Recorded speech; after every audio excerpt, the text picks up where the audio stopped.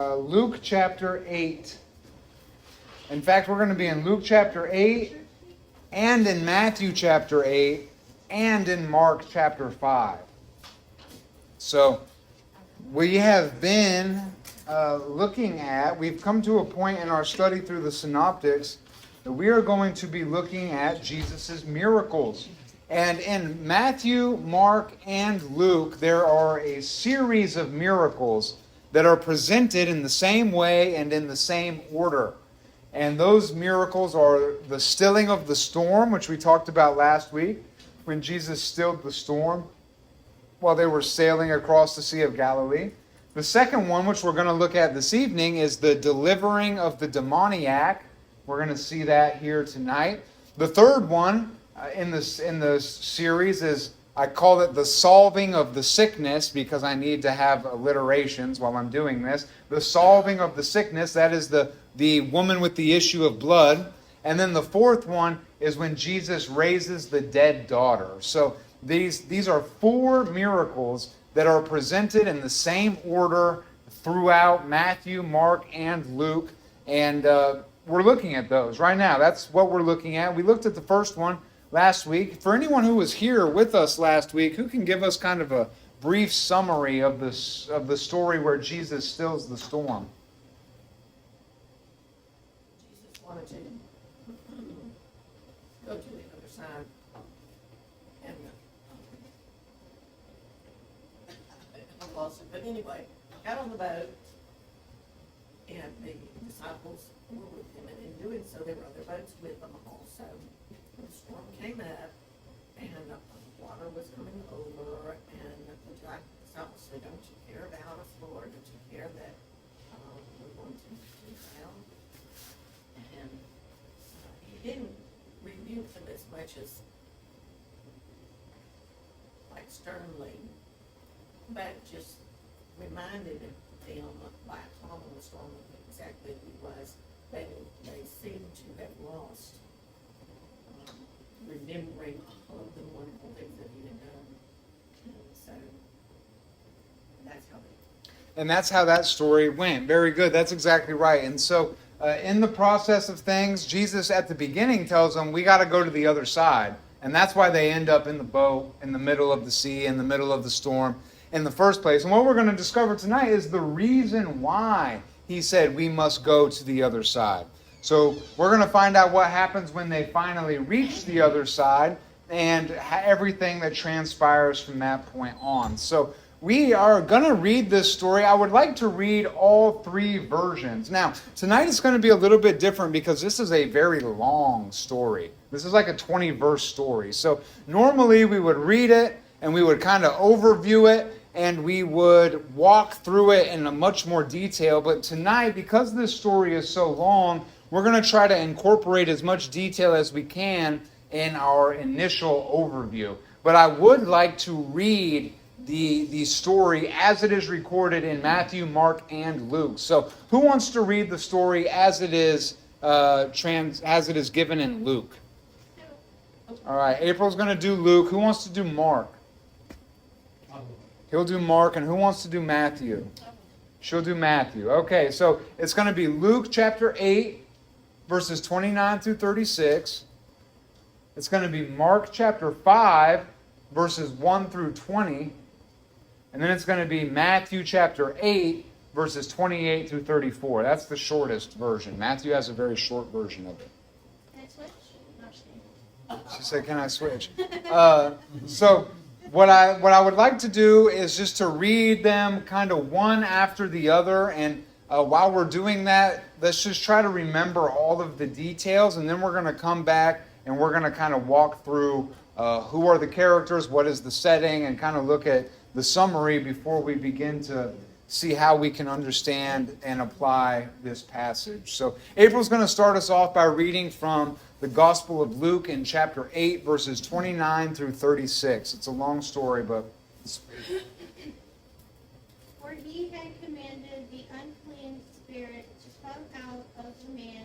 I'm sorry, pause. I said 29, I meant 26. That's just a typo on my paper. Verse 26, sorry. 26? Yep, 26. 26? Yeah, 26 to 39, actually. Longer? That's not good. Yeah, 26 to 39. We're actually adding like 4 or 5 verses. I typoed on there. Okay. Yeah, 26 through 39. That sounds right. I got dyslexic. I missed the 9 and the 6. I switched them around. Okay. Then they sailed to the country of the Gadarenes. Gadarenes, that was way off. That's all right. Which is opposite Galilee. And when he stepped out on the land, there met him a certain man from the city who had demons for a long time, and he wore no clothes, nor did he live in a house, but in the tombs. When he saw Jesus, he cried out, fell down before him, and with a loud voice said, "What have I to do with you, Jesus, Son of the Most High God? I beg you, do not torment me." For he had commanded the unclean spirit to come out of the man, for it had often seized him, and he was kept under guard, bound with chains and shackles, and he broke the bonds. And driven by the demons into the wilderness, Jesus asked him, saying, "What is your name?" And he said, Legion, A legion. because many demons had entered him, and they begged him that he would not command them to go out into the abyss. Now a herd of many swine were feeding there on the mountain, so they begged him that he would permit them to enter them. And he permitted them. Then the demons went out of the man and entered the swine, and the herd ran violently down the steep place into the lake and drowned. When those who fed them saw what had happened, they fled and told it in the city and in the country. Then they went out to see what had happened and came to Jesus and found the man from whom the demons had departed sitting at the feet of Jesus, clothed in his right mind, and they were afraid. They also who had seen it told them by what means he who had been demon-possessed was healed. Right? And then 37, 38, and 39 also. I'm sorry. Then the whole multitude of the surrounding region of what was that again? Gadarenes. Gadarenes asked him to depart from them, for they were seized with great fear, and he got into the boat and returned. Now the man from whom the demons had departed begged him that he might be with him, but Jesus sent him away, saying, "Return to your own house and tell what great things God has done for you." And he went his way and proclaimed throughout the whole city what great things Jesus had done for him. Okay. So that is the account. Go ahead and read verse 42. Let's just throw that Just one. 42? 40 also. 40? Yeah. So it was when Jesus returned that the multitude welcomed him, for they were all waiting for him. Okay, so there's the story. They land on the other side, and that's the story of the demoniac of the Gadarenes, right? So let's go ahead and read now the version as it is presented in the book of Mark, which, spoiler alert, it's going to be very, very similar. But Mark does include a few extra details that are not included in Luke. His version's a little bit longer, so let's go ahead and read the story as it is recorded by Mark. Go ahead. I just need to ask one question. Go ahead. I wasn't here last time, so I was just wondering, the story before, was that when I can't think of his name, but walked on the water? And No, it wasn't that story. So the story right before this They were sailing to the other side, and a great storm came up. And they were trying to do everything they could to manage the storm. And eventually they had to wake Jesus up, and Jesus just spoke to the winds and the waves. And he rebuked the winds and the waves, and the storm went completely still. Okay. So that was the story right before this one. And then they land on the beach, and what we just read is what transpired. So you did a great job reading that story. And Robert, you said you're doing Mark, right? All right, so Mark chapter 5. Let's read verses 1 through 20, and let's see the differences and similarities in Mark's version. And they came over unto the other side of the sea, unto the country of the Gadarenes. And when he was come out of the ship, immediately there met him out of the tombs a man with an unclean spirit, who had his dwelling among the tombs. No man could bind him, no, not with chains. Because then he had been often bound with fetters and chains, and the chains had been plucked asunder by him, and the fetters broken in pieces. Neither could any man tame him. And always, night and day, he was in the mountains and in the tombs, crying and cutting himself with stones.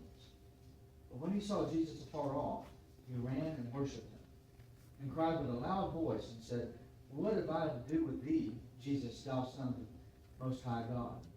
I adjure thee by God, that thou torment me not. For he said unto him, Come out of the man, thou unclean spirit. And he asked him, What is thy name? And he answered, saying, My name is Legion, for we are many. And he besought him much that he would not send him away out of the country. Now there was there nigh unto the mountains a great herd of swine feeding.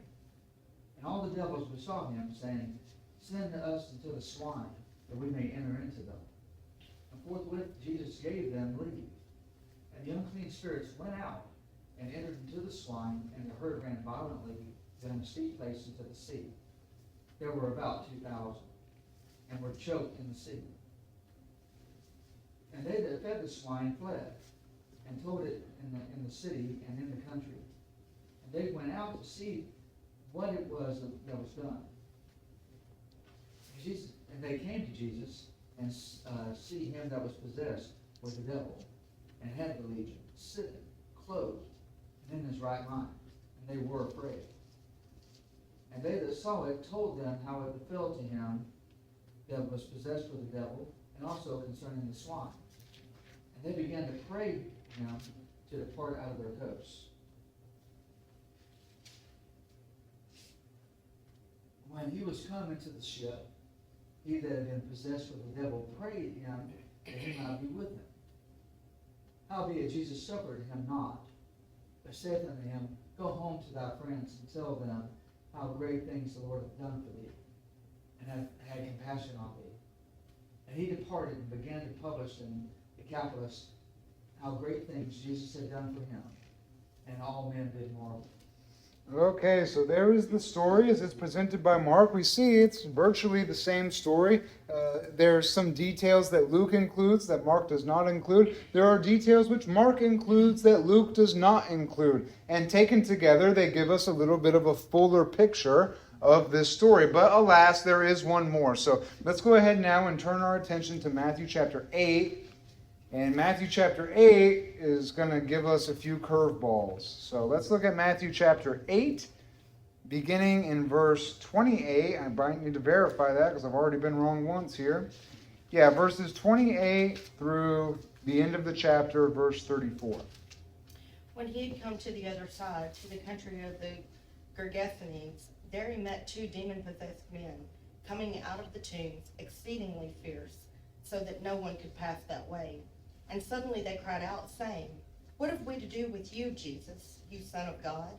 Have you come here to torment us before the time? Now a good way off from them there was a herd of many swine feeding. So the demons begged him, saying, If you cast us out, permit us to go away into the herd of swine. And he said to them, Go. So when they had come out, they went into the herd of swine. And suddenly the whole herd of swine ran violently down the steep place into the sea, and perished in the water. Then those who had kept them fled, and they went away into the city and told everything, including what had happened to the demon-possessed men. And behold, The whole city came out to meet Jesus, and when they saw him, they begged him to depart their region. Okay, and then we have Matthew. Now, Matthew is a much shorter version, but he also throws us a couple curveballs right at the beginning. What were those curveballs that Matthew threw us? Two men. Okay, there's two men, he says, as in the other stories just described one man. What's the other curveball? The country of the Gergesenes. Yeah, the Gergesenes. Yeah, a little bit different. Yeah, Gergesenes versus Gadarenes. That's an important distinction. So in Matthew, he says they went to the region of the Gergesenes, and in the other two, it says they went to the region of the Gadarenes. Not the same thing, right? So we're going to talk about that. We're going to look at that in detail in a moment. That's why I got my map over here. I feel like the guy on Blue's Clues. He's got a handy dandy notebook. Well, I got a handy dandy map, and so we're going to bust out the map when at the appropriate time, and we're going to talk about that. But now that we've read all three stories, they're fresh in our mind. We've noticed some of the similarities and differences. Let's go ahead and do an overview. I want to talk about the characters. So, who are the characters that we see in this story? Jesus. Okay, we've got Jesus, and of course the disciples are there with him. They're not really mentioned, but Jesus and the disciples, very good. Who else? The demon-possessed man. All right, you've got the demon-possessed man or men, right? Multiple men, according to Matthew. So we've got the demon-possessed men. Who else? Legion. Okay, the person taking care of the pigs, and then the legion, the demons themselves, right? So we've got the swineherd, the demon-possessed men, the demons. We have Jesus and the disciples. What other characters are in the story? The pigs, yeah. Non-named man, he's the one who explains about how he always breaks his chains, but doesn't say exactly who he is. Okay, yeah, those are some details that are added in by the narrator of the story, right? So there's that. There's one other kind of character, plural characters, the people in the city, right? The villagers. So we've got Jesus and the disciples, the demoniacs themselves, the demons themselves.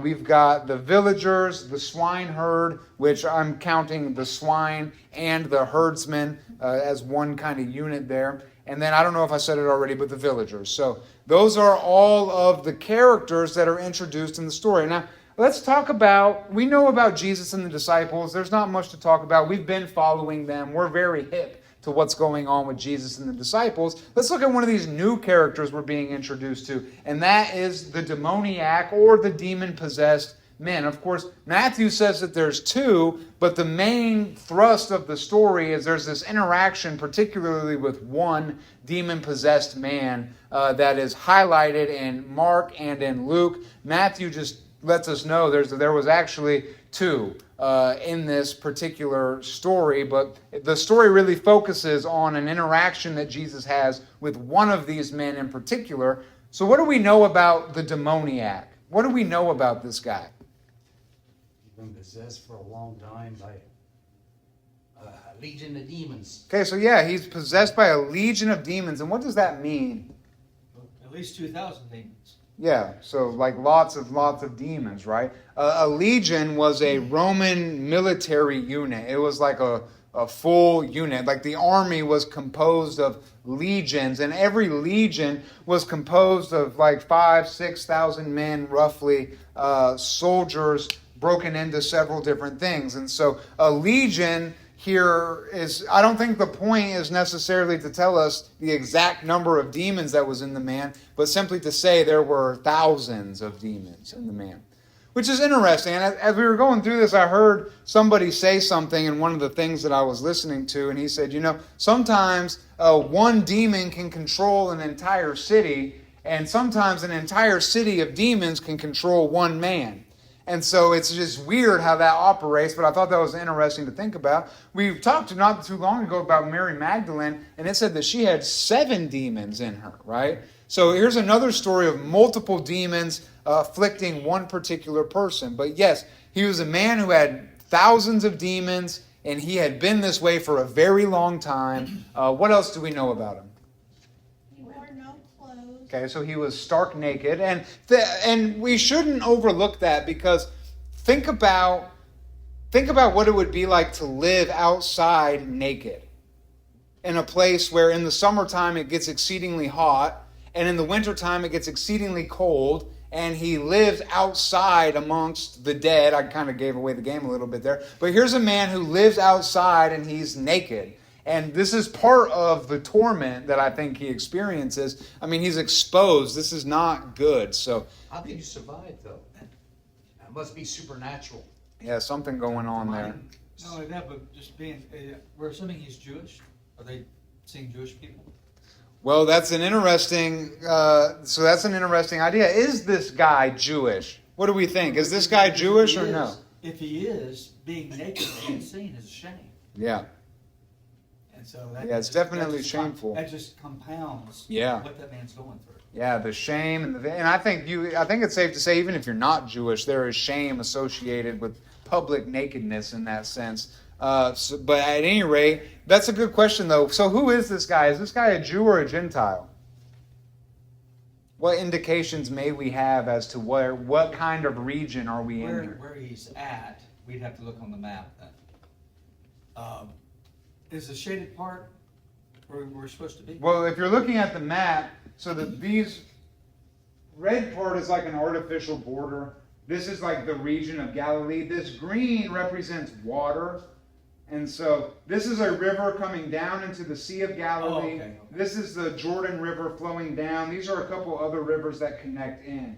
And so there is some dispute about where this is, and we'll talk about it. But in Matthew, it says that he was in the land of the Gergesenes, and there's a town right here called Gergesa. And then in the other, it says he was in the land of the Gadarenes, and there's a city down here called Gadara.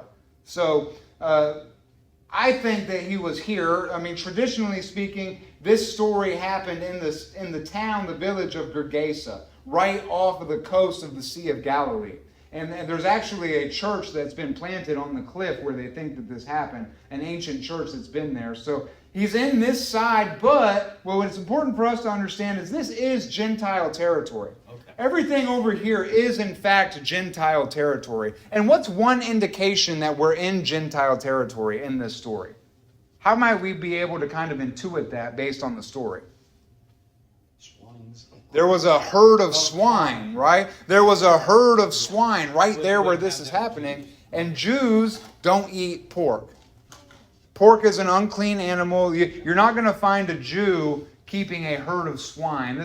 So there's very strong indication that this is a Gentile land. This was Gentile country over here. Everything on this side of the Jordan River, this is more of the Jewish territory. Once you start getting beyond over here, this is all Gentile territory. The region of the Decapolis. And the Decapolis is like a group of 10 cities, but they're all Gentile, Hellenized, Greek cities that exist on this side of the Jordan River going up and down. So this is Gentile territory. Presumably this man is a Gentile. Okay. So Jesus was already preaching to the Gentiles. Yeah, so Telling this them about God. yes, this is a story, of course, of Jesus coming to the Gentile people. This is him coming into the land of the Gentiles and having this one experience with this one man right on the coast. And as we read in the version of Luke, right after this happens, he turns around and goes right back. So he sails over to Gentile territory, meets this one guy, has this one encounter, and then he's out. But yeah, this guy's a Gentile. Where did he live? Lived in the tombs. In the tombs. I don't know if y'all ever been in a cave. Y'all ever been to Arkansas in a cave? It doesn't matter, and some of these underground homes also, it doesn't matter what the temperature is outside. At a certain point underground, it maintains a consistent temperature. That is what, 62, 66, something like that. So whether it was scalding hot outside or freezing cold outside, inside the tombs would more than likely, because I don't know how deep the tombs were, blah, blah, blah, have a constant temperature. He was naked as a jailbird. He ran around like a crazy man. He was cutting himself. Yeah. He ran up to Jesus. Jesus didn't seek him. he ran up to Jesus. And what I found was strange is in one spot it says that he praised Jesus. He worshiped him. Yes, Right. And that was the demons, that wasn't him. I know, Yeah. but, and it doesn't say that elsewhere. Elsewhere it says, hey, don't kill us, but. He met a man he'd never seen before, and he knew his status and his authority right off the bat, so that was the demons, yeah. So let's talk about that real briefly. It does say, I think it's in Mark's version, it says that he ran up on them and he worshiped him. Now, frankly, I think that's an unfortunate translation. So the word that's actually used there is the Greek term proskuneo, which is where we get the word to prostrate. It is to bow. It is in sense, it is often translated as worship throughout Scripture, and it does have that meaning. But it also has a very more simple meaning in the way that you would bow to a dignitary, in the way that you would humble yourself and prostrate yourself before a king. And so we do see a very interesting thing about the demons who recognize Jesus and they know who he is by name. They know who Jesus is and they recognize his authority. And I don't think that they were worshiping him necessarily as much as they were bowing before him in humility and in submission. So I understand why it's translated as worship, but it's important for us to understand that the word that's translated that way does simply mean to bow in the way that you would bow to a king, in the way that you would bow to somebody who has authority over you. And I think it's important for us to understand that when that's happening, this is the demons recognizing who Christ is and his authority. And that's They shown. were afraid because they knew the authority Yeah. and power that he had to cast them out. Yeah. So what kind of things were the demons afraid of? Yeah. Yeah, they were most of all being afraid of cast out. Remember we were talking about earlier. Where to? Right. Yes, yes. Into the abyss, right? Yeah. That's what it says. Don't throw us into the abyss, right? They already know And it's coming. right. Not before the time. And what is the abyss? There lots of people have different ideas, but if you look at, Revelation and all the things that are going on there, the abyss is most likely the lake of fire, right? It's described in Revelation as the lake of fire, which was prepared for the devil and all his angels, Jesus says.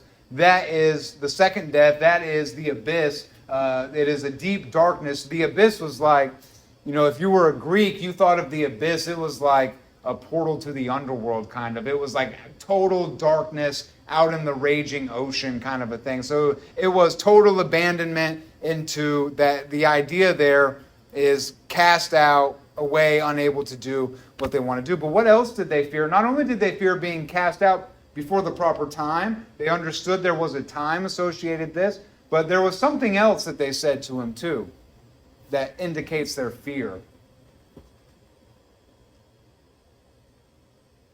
Well, what have you to do with us? Okay. Like he had come up to them to do something to them, Yeah. whereas they actually ran up to him. That's Right. That's But kinda Jesus did come into their country, Yeah. right? He came into their territory. Yeah. And it was for the whole purpose of this gentleman, or the two gentlemen, because he left after. Mhm. As there was he accidentally came across. So that it's telling you his purpose was to deliver this Gentile so he could be a witness unto the Gentiles through him. Yeah. But for the Gentile to be possessed by a Jewish demon. Well, what's a Jewish Well, demon? I'm just thinking, they would consider, okay, we're looking at Jewish and Christian pantheon, okay, that religion. Those demons understood he was Jesus and he was Son of the Most High God. Okay, Gentiles didn't believe in that. Yet they were possessed by those demons. It did. See? Yeah. I don't know. I don't follow. That man didn't believe in those demons. Right. Did the demons care what the man Probably believed in? not. Probably not. But I'm just thinking, I just think it's strange Yeah. that they would possess outside of somebody who didn't know. Well, Yeah. at least now you know the demons have authority to possess whoever Yeah. God allows them to possess. And usually it's something you have to open the door to do. Because if we think about it, like there are demons, right? And demons inhabit the world, and demons have activity all over the world. And I don't think they really care whether you're Jewish or whether you're Native American Indian or whether you're Asian Indian or whether you're Chinese or whether you're African. It's just demons who are active all over the world. So, of course, they know the truth of who God is because they were eyewitnesses of God. They were created by God, and they're down in the world. So we do see this. One of the things that we see about the demons is they were afraid of being cast into the abyss. They were also afraid of being tormented. Remember to say, have you come to torment us? Don't torment us before the proper time. And so there's something about torment and being cast into the abyss that the demons have a great amount of fear. They understand that Jesus has authority over them. What's another indication that we know Jesus has authority over these demons? I found it unusual that he asked their name. What's that? I found it unusual that he asked their name. Okay. Why would he ask their name?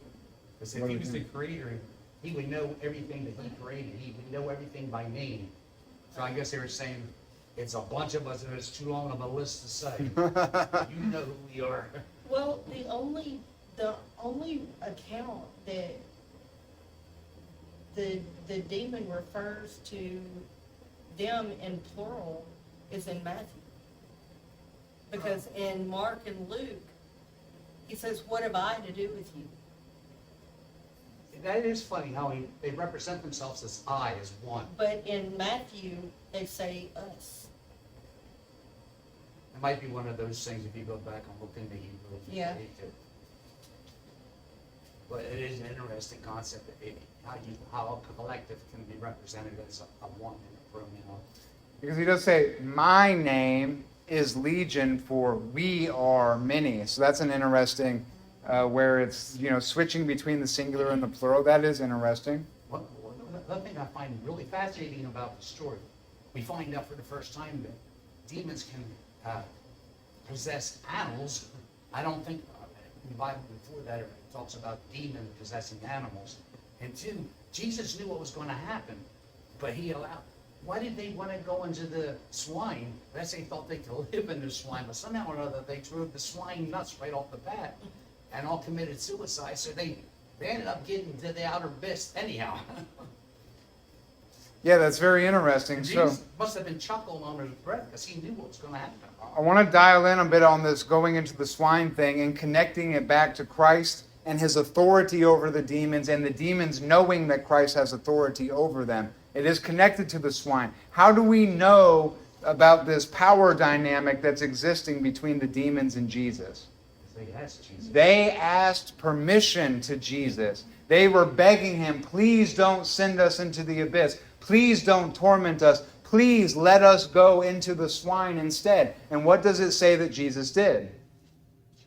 He permitted it. He gave them permission to do this thing. Leave that guy's body and go in without asking Jesus? Apparently not. Maybe not in his presence. Yeah, apparently not, because they were asking permission to do this thing, and Christ gave them permission to do this thing. And so we see once again very emphatically the power and authority that Christ has over these demonic spirits, this legion of spirits. I want to jump back a little bit and talk some more about this demoniac. We have some more details to drive into. So we know that he was a Gentile. We know that he lived in the tombs. We know that he was naked, that he was crying out and cutting himself with stones. And I want to say, we actually went through this passage a few years ago from Mark chapter 5, and when we were talking about how Christ is the King of creation. And during that time, I said, without really nuancing or moderating at all, that when we look at and talk about self-harming behaviors, like he was cutting himself with stones, and then, the fad that happened a while back where people would cut themselves, and then connecting that also to the transgender movement and all the bodily mutilation that goes on with that. Thinking also about that story where Elijah is with the prophets of Baal and they're cutting themselves, crying out for their demon god to come and do their thing. And I mentioned in there that this kind of self-harming behavior is a manifestation, it's demonic. It is associated with demons and idolatry. And I do want to just go on record and moderate a little bit and say sometimes self-harming behavior is the result of demonic oppression, is the result of idolatry. Sometimes that is the case. It is not always the case. I don't want to be misunderstood when I say that. There are times, though, we see it here, we see it in another story where a boy has demons and the demons throw him down. They convulse his body like seizures and throw him into the fire and throw him into the water. Sometimes that kind of stuff is demonic, but I'm going to moderate a little bit and say it's not all the time, but it is definitely sometimes. And here we have an example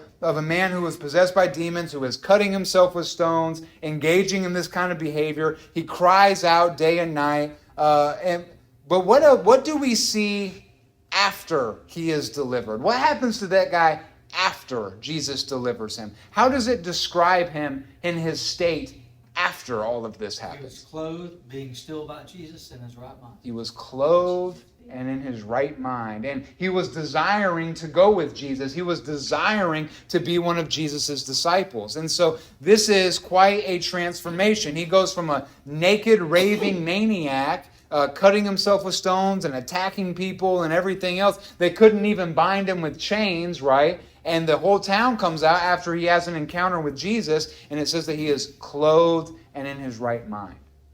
And then the final thing, Jesus tells him, no, you can't come with me. But what does Jesus tell him to do? Tell everybody Yeah. what I have done for you. Go and tell everybody. This is different than he normally says. Keep your Right. mouth shut and go. Well, that's very interesting, right? Because we've seen the story of Christ casting out demons before over here in Israel. And what happened when the demons cried out about who Jesus was while he was in Israel? What did he say? Yeah, he told them to stop. He told them to hush, don't stop talking. But when they were over here in this Gentile country and they're talking about who Jesus, the Son of the Most High, is, he doesn't say anything about it, does he? Why do we think that is? Goes in a Gentile country. He doesn't have to worry about.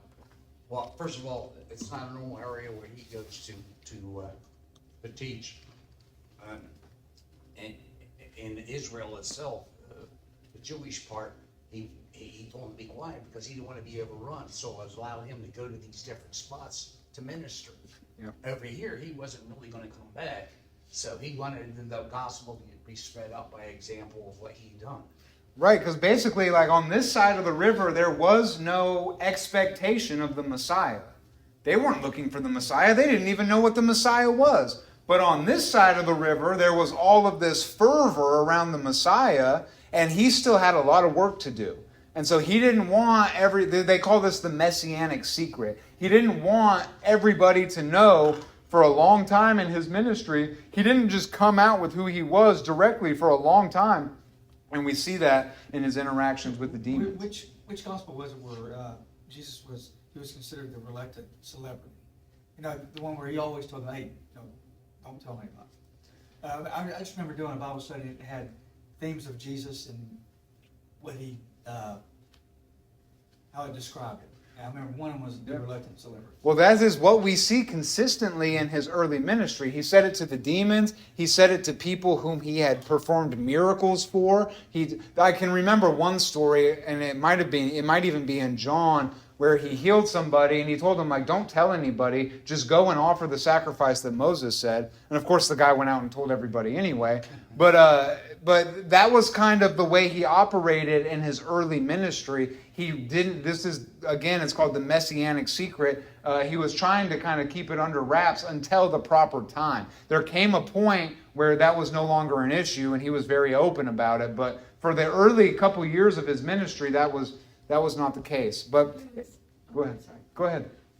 Well, on the Jewish side, he was having to deal with Pharisees and the Sadducees and the scribes, having to deal with the law. Yeah. On the other side, though, of course, it does not sound like they had any of that. I'm sure they had other, things that were taking place, other gods that they were praying to or whatever, idols. And this man became a willing disciple, spreading the word of Jesus without being right beside him at all times. He was the living, willing disciple. Yeah. Yeah, and it's very interesting. You know, you think about, like, the woman at the well, for instance, and how she went into the town and told everybody about Jesus and everything he knew about her. But we see later in the book of Acts that when Philip, and I think it was just Philip, when he went into the land of Samaria, that he was preaching Christ, and there was a great revival that happened there. Do we think that it's possible that that woman at the well experience kind of primed the pump, if you will, so that when the gospel actually went forth, people were ready to receive it because they had already heard about Jesus, they had already heard about some of the stuff he'd done? I think it's kind of a similar deal over here. Jesus is kind of priming the pump over here in the Decapolis, over here on this side of the river, where people are, like, this guy would have been famous. Everybody knew, like, don't go near those tombs because there's some crazy folks out there. But then they see him clothed and in his right mind, and they hear about all the things that Christ had done. And in one sense, it's kind of priming the pump, getting all these people on this side of the valley over here ready to receive Christ after the Holy Spirit comes and the apostles go out and are preaching the gospel. They already have a knowledge of Christ. They've already heard about his power and what he did for the demoniac, you know. Something like that may be happening. What do you guys think? Yeah. Well, you get up into Samaria, a lot of them had the knowledge of the Jewish history of the Bible and stuff. But these other areas might not have. They were just completely pagan. So sometimes it's easier to preach to somebody who has no religion than it is to somebody who has an established religion that goes against God. So that's why the Samaritan, the woman by the well, I think she was Samaritan. They probably had the knowledge of God, but they were following other things besides God. They weren't, sacrificing on the feast days and stuff like that because they weren't really allowed to. But you're right. I think if these examples like this would bring them back. But if over in the Gentile areas where they already have their own religions and stuff like that, it'd be really hard to, because for them to be persuaded away from their current religions or established religion is really hard. But with miracles and stuff like that from the Gadarene, it opens up the door to being able to be ministered to basically their religiousness. Yeah. That makes sense. Yeah, absolutely. Absolutely. Plus, Jesus was fulfilling prophecies too. He would speak in parables, so hearing they would not hear because their heart weren't ready. That was to the Israelis. So that's another element. I'm not saying. Yeah, for sure. Okay, so we've really covered who the demoniac is. Those are pretty much most of the details. We've talked about the demons. There's one other thing I want to point out about the demons, and that is that they are called unclean spirits. So that is what Jesus calls them. He calls it an unclean spirit or unclean spirits. That is one phrase that is used in Scripture to describe a demon. And that's what they're called. And then, of course, they desire to enter into the swine. We know what happens when the demons go into the swine. Yeah, they go nuts and they run down the hill. In the same way that the demons tormented the man in the tombs, well, they tormented the swine also. And they ran off and committed suicide. And so that's just a strange and interesting event. Like, imagine the stink, first of all, but imagine seeing a whole herd of pigs just run off a cliff to their death in that kind of dramatic fashion. That's kind of a crazy thing to imagine. Well, they had no control over their spirit inside of the swine. So evidently it conflicted with them to cause them to go crazy. And that 4,000 to 6,000 is normally what a Roman legion was. They didn't all go into one pig either, They all probably got split up throughout the whole herd. Yeah, because it said there was over 2,000 pigs, right? Right. It's fascinating how you get 4,000 to 6,000 into a human being to begin with. Yeah. Now, what would you have to have done to open up a door to that many? And it wasn't that they wanted to be together because they split up when it got into the herd, evidently. I don't know. It's just something that has nothing to do with what we're talking about. It's fascinating. Yeah, and another interesting question is like, okay, well, what happened after the pigs all died? Then where did the demons go? You Right. know, They now didn't you've know got they were this gonna whole die army right of away. demons in this area that are traveling around looking for a host to inhabit, right? So there's some interesting stuff going on there as well. But what do we see after the demons run off? What do the swine herders do? They run off scared. Yeah, they run off scared, Well, and according to Matthew, they run off into the city and start talking about what happened to the demon. okay, yeah, they're telling everybody like, you're not gonna believe what we just saw. And then how do the people respond? Let's get rid of that guy there. Scared half to death. Yeah, they're scared. They're terrified. It says that they see him clothed and in their right mind, and that caused them to fear, right? They were terrified. They used to be afraid of the demon. Now they're afraid of the deliverer. Which makes sense. Like, if this guy was so powerful that they couldn't control him with chains, how powerful is this guy who just spoke the word and the demons all fled and everything crazy happened? So they went from being afraid of the demoniac, now they're afraid of the deliverer. And what do they ask Jesus to do? Leave. Get out of here. We don't want you here. Isn't that funny? Here was this man who was in the tombs tormenting the villagers, and Jesus comes and solves the problem. And what do? They say, you gotta go. You gotta go. We don't want you here. You gotta go. That's a strange reaction, isn't it? It's a weird thing. And according to Matthew, they didn't even have to see the guy. Matthew doesn't even say anything about the man or the men who were possessed. Mm-hmm. They don't even have to see him. They just take the herdsman's word. Yeah. Yeah, absolutely. Well, in Mark, in my Bible, it said they began to plead with him. Yeah. So they weren't demanding, like, you better get out or you're in trouble. Yeah. They're going, please leave. Yeah. They're begging him, please get out of here. Please get out of here. They're afraid. They're afraid of the deliverer. And it makes sense, like I say, that they would be afraid of the deliverer. Imagine the great power that he has, that he would even have power over this demon-possessed man. So, yeah, those are basically all the characters, and that's most of the details, and we've really kind of walked through a lot of this story. I do want to talk about, with the time that we have left, this issue about the setting of the story.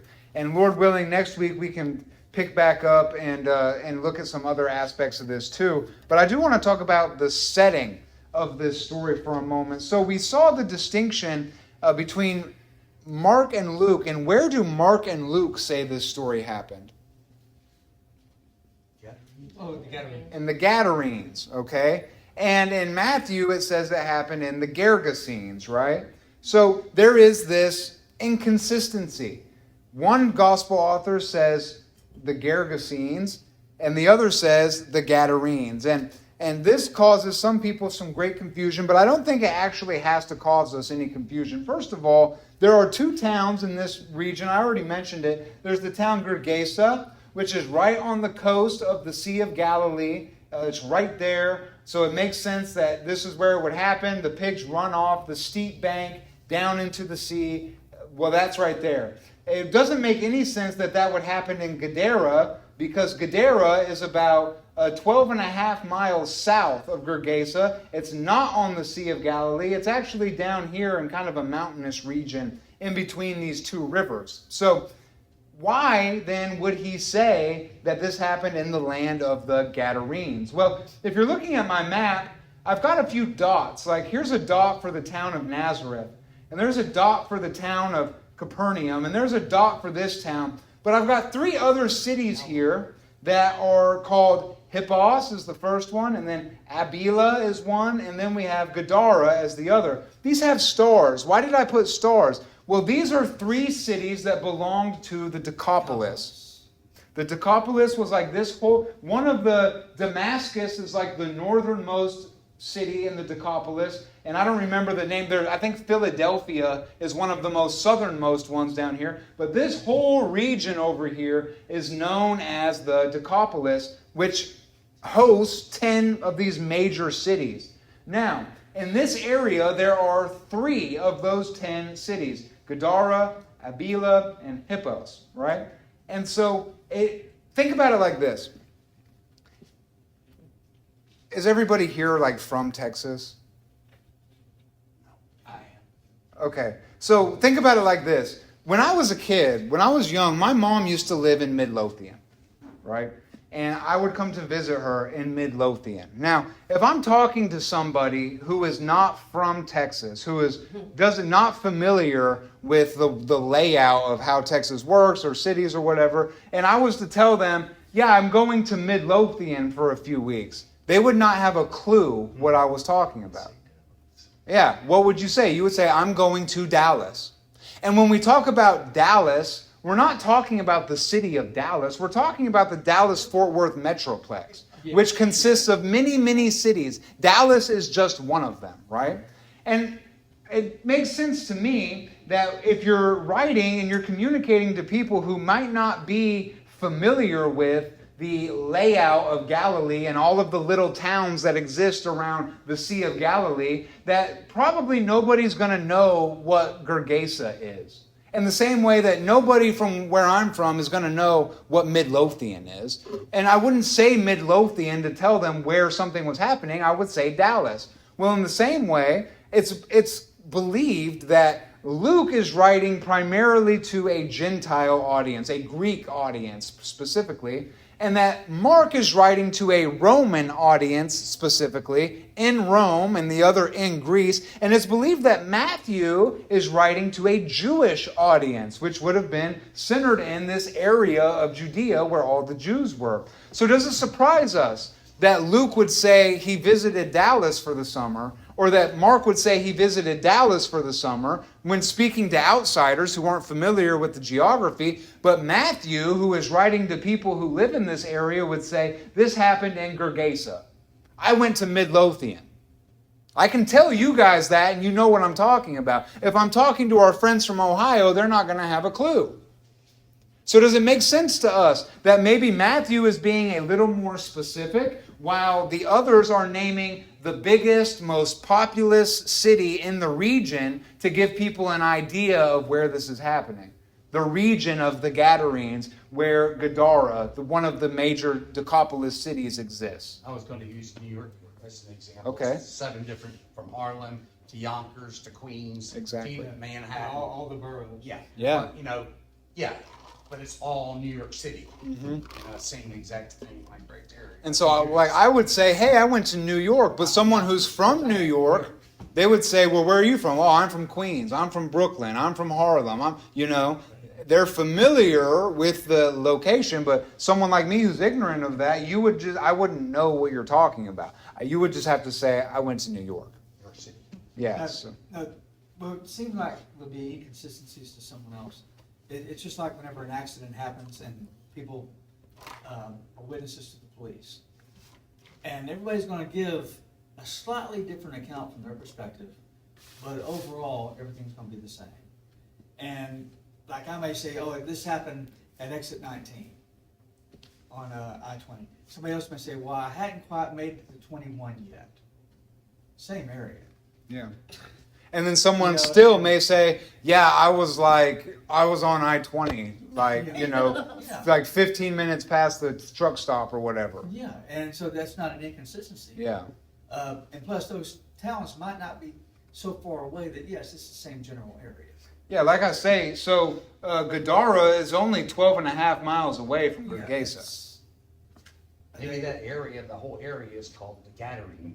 Right, They're exactly. Sub-cities of Gadarene. Exactly. In the same way that we would describe a metroplex by the name of the main city, this area may be being described by the name of the main city in the area. In the same way somebody would describe the accident, that dark SUV hit that light-colored sedan. Mm-hmm. Oh, that dark navy blue Toyota Highlander hit that light-colored Corolla. Mm-hmm. And then and there's this other car involved. Yeah. Okay, somebody may not even think about the other car. Yeah. That's where the other man might. Yeah, someone skidded off to the side of the road, and that's just a detail, exactly. Yeah. So these things can be easily explained. Right. And so we don't want to let that throw us off, though. But there is some those are the this is an example of what we have just a couple minutes. This is an example of what we call the synoptic problem. So the synoptic problem is basically, how do we account for the similarities and differences between Matthew, Mark, and Luke? And this is an example where we see there are some differences in the details presented between Matthew's account and the other accounts. This is an example of the synoptic problem. And like our brother pointed out, for many of these things, there are very simple answers that have great explanatory power to resolve some of the things that may seem like inconsistencies. We haven't really come upon any major ones to our study yet. This might be one of the most outstanding ones that we've even seen so far in our study through the first third, roughly, of Jesus' ministry. This is one of the first major times we come across one of these differences that exist between these different stories. But that is basically what the synoptic problem is. And, you can read about that. There's a lot of ink that's been spilled over the synoptic problem. I don't really think it's that big of a problem, personally, myself. That kind of thing doesn't bother me. It doesn't... I don't have a problem holding these things together in my mind. But if you want to know more about that, let me know. I can point you in the direction of lots of resources talking about that issue. But go ahead. Were the two men that were naked, does it even say that both of them were possessed? It might have been the other one was just sympathetic. That's why it wasn't mentioned in the other two. That's one of those things that's not answered. Yeah, it's possible. So it says, when he came to the other side and to the Gergesenes, there was two possessed with devils coming out of the tombs, exceedingly fierce, so that no man may pass that way. And behold, they cried out, saying, what do we have to do with thee? And on it goes. So, yeah, it seems to indicate that they were both possessed by devils, which makes sense. Birds of a feather and everything. This makes it more confusing. Why would they emphasize two? They both had legions, and we don't know if they all had a legion. Yeah, and for whatever reason, Luke and Mark emphasize the story of this one particular man, whereas Matthew, and remember too, it's important for us to remember, Matthew was actually an eyewitness to all of this. Neither Mark nor Luke were eyewitnesses to anything that they're writing about, right? That's important for us to remember too. That's not to say that their accounts are inaccurate, don't misunderstand me, but it is to say that we should probably pay attention to Matthew being an eyewitness to all of the things that he's writing about. That should mean something to us. That should have a place in our mind when we think about these gospel stories. That's something we should think about. Maybe one ran off too, because the only an account of one guy that was delivered. Yeah. That he gives an ultimatum to. And so we're here at the end. We're about out of time, and Lord willing, we'll come back next week and we'll just kind of walk through a brief summary. But I do want to talk next week about just a special note and talking about and thinking about the demonic. And then we want to look at the 4 different ways that we can think about and interpret this passage. Last week we introduced this rubric, the 4 lenses of interpretation. And I said we're going to apply that on all of these miracle stories, just as kind of a fun and interesting exercise for us to do. So Lord willing, next week we're going to do that. But I want to ask you guys a question. As I was studying through this, I had the thought and I had the idea, maybe we should do like a in-depth study on like demonology and talk about everything that we can know about demons. And the reason why I say that is this. There are many groups, many people who are very enthusiastic about demonology, they have a lot to say about demons and spirits and how these things interact. And my opinion on that is you can really err in 2 different ways. You can say there is no demonic activity, the spiritual realm doesn't matter, none of that stuff is happening, and that's an error. That would be wrong. But you can also be wrong by saying everything is demonic. Everything wrong in my life is because of the spirit of this or the spirit of that. All these, everything is a demon. There's a demon behind every bush. Both of those are erroneous. And what we need to do is find the middle ground. We need to find the middle way where the truth resides. And I think in order for us to do this, we should probably just look at everything that we can learn about demons from Scripture, which is our only sure word. It is the only thing that we can have certainty about. While everything else is uncertain, these are the ideas of men, we can have certainty of our knowledge of demons from the Scripture. And so I was thinking about doing a deep dive into the topic of demonology and then presenting my findings so we can learn what we can know. What can we actually know about demons? And I will do that if that's something that we're interested in. If we're not interested in it, then I'm not going to do it.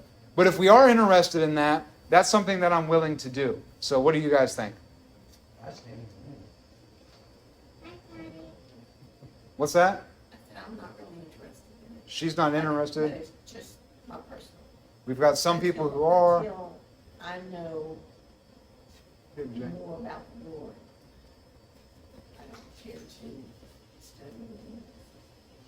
But that's just my opinion. What do other people think? Because right now the house is divided. Like I say, if we don't care about that, then I'm just not going to do it. I don't want to waste my time or your time. Right. Maybe for Have you already read that I would. doctrine, about the demons and angels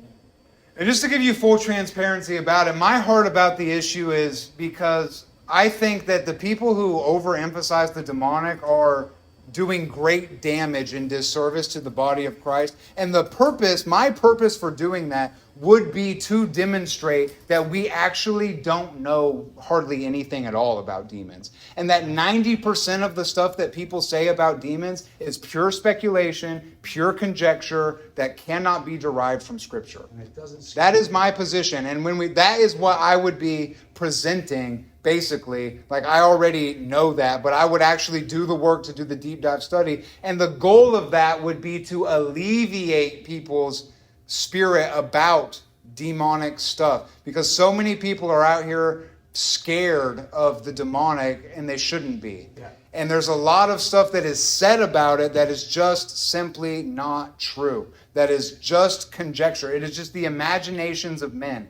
And the purpose of why I would do this would be to demonstrate that. So that's kind of where I'm coming from with that. April made a point we're all in the discipleship program, are we not?